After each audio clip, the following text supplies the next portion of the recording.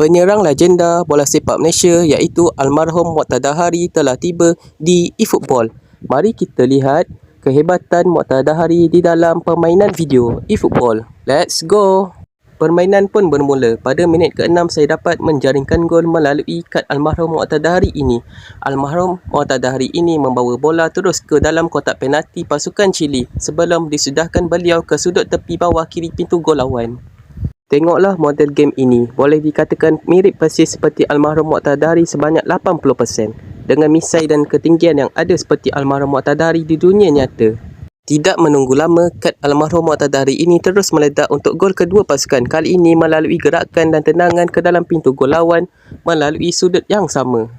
Secara keseluruhan, kad epik almarhum Moqtaдар Hari ini sangat bagus dan lincah. Walaupun mempunyai ketinggian yang rendah untuk menjadi penyerang, tapi itu tidak menjadi penghalang untuk kad epik ini terus meledak. Gol ketiga sekali lagi terhasil melalui almarhum Moqtaдар Hari pada minit ke-34 permainan. Kad epik bagi almarhum Moqtaдар Hari ini sangat bagus dan berbahaya. Pada minit ke-42 permainan, sekali lagi almarhum Moqtaдар Hari menjaringkan gol untuk gol keempat permainan bagi beliau.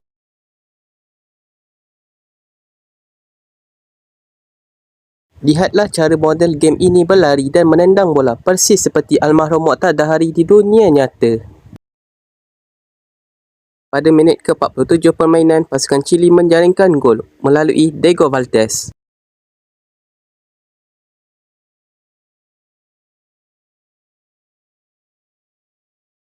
Di separuh masa kedua, almarhum Moqtaдар Hari terus dijaga rapat oleh pertahanan pasukan Chile. Walaupun dijaga dengan ketat, almarhum Moqtaдар Hari terus menjaringkan gol kelima untuk beliau pada minit ke-81 permainan.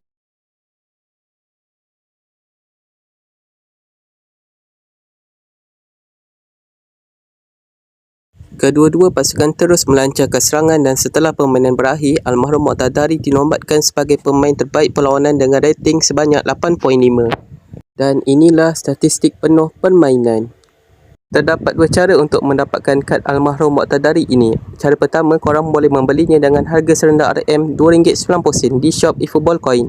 Cara kedua pula, korang perlu pergi ke kontrak dan pack dan tekan pada National Legend. Tapi 900 koin dikenakan kepada pack ini dan hanya boleh dibeli sebanyak sekali. Di pack ini terdapat banyak legenda bola sepak dunia, termasuklah juga adanya legenda dari negara jiran kita iaitu Thailand dan Indonesia.